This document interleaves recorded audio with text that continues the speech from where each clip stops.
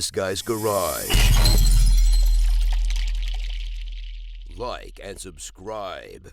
I'm delighted to be here with you today to speak about data privacy and security and how it applies to applications that run on Amazon Web Services or AWS.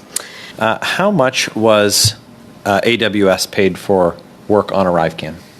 I understand that information was provided by CBSA to the House of Commons on September 20th.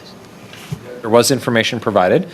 Some of the questions that I'm going to ask may be information the government has provided. There's been a bit of a challenge, though, with the reliability of the information that the government's provided. So I'm looking to get a confirmation with the data points that I'm seeking from you. So, and if you don't have any of the information that I'm asking, perhaps you could provide it to the committee in writing following your appearance. Would that be okay? So any information related to a customer, we would need the consent of the customer to provide that information. But if there's specific information that the committee needs, I'm happy to go back to work with CBSA in order to provide that to you. Okay, so are you able to tell us how much is the number that the government stated the correct number? So yes, so what we noted from both what was reported by journalists and what was provided to Parliament was consistent with our understanding of what was billed, yes. Okay, and what was that number? I believe it was approximately 4.29 million. 4.29 million, thank you. How do you determine who's working on what? So which resources are being used on particular projects and how much to bill the client? Like how do you track that? So in the case of how we provide those services, those are the rates in terms of those services are pre-negotiated with the Government of Canada through the Cloud Framework Agreement. So it's a standard-based price. And in terms of the skills that we're looking for, so all of our solution architects or members of the team that provided those services are experts at our cloud services, particularly experts on security services. And so the team in this case was handpicked based on the security requirements of the project. Okay, so how do you quantify the billing units for cloud services? Would that be done by minute or by gigabyte, or how would you do that? It's complicated. So the billing of actual sort of cloud compute is done based on services as well as units of compute. So it's difficult to predict in terms of usage, but basically customers are only charged for what they actually use. So it's a consumption-based billing service. And again, the rates in this case are prearranged through the framework agreement. So it's a standard-based price again. And then in terms of the expert advisory services, those are a weekly unit. Okay. How much business do you do with the Government of Canada when it comes to cloud services? I don't actually have that figure. That would be a number that we would actually have to work with the customer to provide to the committee. Okay. Would you be willing to commit to the committee to work with your customer to provide that number to us? It would be the broader Government of Canada. So if by line department, I guess. So I'm not sure how we would do that, but I'm happy to sort of work with others to figure that out. Okay. So we've discussed a kind of a suite of services that AWS is able to provide. In previous discussions or papers that have been released from the government, it's been noted that there were other options for the government to pursue in terms of subcontractors or vendors on this project. Is design something that's in the wheelhouse of Amazon? Is that does AWS have a design department? Is that a service that you offer? What kind of design are you referring? App design. No, we don't. We don't do that. Okay, so the totality of the services that you were able to provide, you did provide on this project. I'm not sure what you're asking. I'm sorry. So your company competed in a bidding process for the work that you received. Is that correct? So we competed to be part of the framework agreement. So as part of the framework agreement, line departments can procure up to a certain threshold in terms of service, but there's a ceiling to that threshold, and then once you exceed or expect to exceed that threshold, there's a sort of secondary phase of procurement that would become more competitive to ensure that the government was using the sort of most transparent means to procure those services. Yeah, Mr. Green. Ms. Foster, when a contract like this is procured, I'm to understand that $4.29 million had been utilized. What would have been the top end threshold before you would have had to have gone back and renegotiate? So all of that is really managed by the customer in terms of how they procure. So we follow the Government of Canada's procurement process, or we work with the customer to follow their process. So in the case of, I didn't bring those figures with me, but I believe I would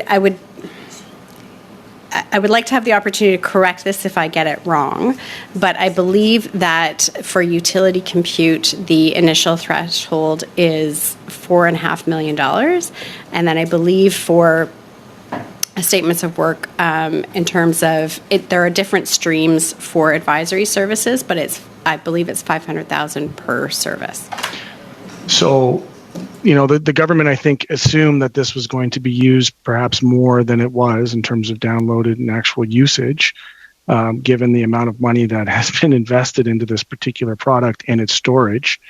Are you suggesting that you just reached the max threshold of your procurement and then stopped in coincidence with the amount of usage? Well, there would be timelines associated with that number. So it depends. I think it depends on when the project was initiated and concluded, or on a per annual basis. So I can't speak to the government's procurement earlier process. In my last round, you probably heard some frustration in terms of whether or not, we selected the right representative from Amazon to be able to answer these questions. We're here after the house has risen. Everybody's, ostensibly done for the year. We're here trying to get to the heart of the matter, and yet you're unable to provide what I consider to be very basic information to this committee for the good and welfare of our report. So I'm wondering, is there somebody that else situated within the company that might be better situated to invite back to this committee who might have some of the answers to the questions we're asking?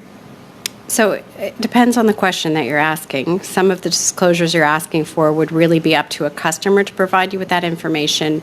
As a service provider, we wouldn't disclose customer information. You would be directed to provide that through the House of Commons, through our parliamentary privileges. I understand that, but I would have to respect the confidentiality of the agreement that we have with the Government of Canada and wait for that disclosure to be requested through those channels. Okay, thank you, Mr. Green. Thank you, Ms. Foster. And for the benefit of Mr. Green, we did invite others, and Ms. Foster was the one that was put in front of the committee. So I just want to make that clear. I am going to now move to Mr. Couric, I believe. Mr. Couric for 5 minutes.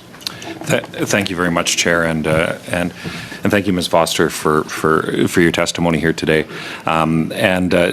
Just one quick clarification question following up with what Mr. Green suggested and some earlier answers. There's that secondary procurement trigger that you talked about. I'm to understand from your testimony that was not triggered in the case of the arrivecan services provided. Am I correct on that? That would be my understanding, yes. Okay. So to get some clarity around some of the issues that are left outstanding, certainly after the first few rounds of questions, Mr. Chair, I would move the following motion, and it was just sent to the church and to the clerk and it's been a long fall session, and in both official languages, Madam Clerk, to ensure that that is respected for those who speak both languages around the table. I will read the motion, however, into the record in English. I'll spare you all my French. The motion would be that the committee order Amazon Web Services provide the committee a copy of all invoices, timesheets, reports, data usage, briefs, and memoranda related to the development, implementation, and maintenance of the arrivecan application, that this request include all cloud computing services, professional services, cybersecurity assessments, and contact centers, that these documents be sent to the clerk within 3 weeks of the adoption of this motion, and that these documents be circulated to committee members and made available on the committee's website as soon as is possible in both French and English. Okay, so thank you, Mr. Currick. I'm just going to confirm with the clerk that the motion has been passed on to other members of the committee in both official languages as well. Okay, so Mr. Currick has moved this motion. Ms. Foster, I'm going to ask you to just hang still for a sec here. Is there any discussion on the motion? Go ahead, Ms. Khalid. Thanks so much, Chair. I know I've said this so many times, and I just hate to be a broken record. It's kind of sucky to be taken by surprise in all of this, but if I would ask your indulgence then, perhaps for me to take an actual read and look into the motion, and if I can ask you, perhaps, Chair, with your indulgence, to suspend for about 5-10 minutes for us to be able to look and to review and to see what exactly the motion is asking for at this point. We're going to resume the meeting. We've got a motion that was put on the floor by Mr. Currick. Everyone has the motion. I'm looking at the motion. If this information is not not able to be provided to the committee, then I'm sure that, or some of this information, then I'm sure there's some rationale or some reason that Amazon can provide if need be. But is there any discussion on this motion? Go ahead, Mr. Green. I see your hand. Yes, Mr. Chair, I move to adjourn the meeting. Okay, that is a non-debatable motion. Madam Clerk, do you want to take a vote on that? The motion is to adjourn the meeting. Go ahead, Madam Clerk. The motion to adjourn the meeting, moved by Mr. Green. Mr. Baines. I vote yes. Monsieur Fergus.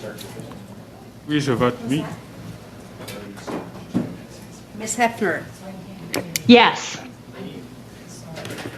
Ms. Khalid. Yes. Ms. Sachs. Yes. Mr. Barrett. No. Monsieur Gould. No. Mr. Currick. No. No. Monsieur Villemur. Oui. Mr. Green. Yes.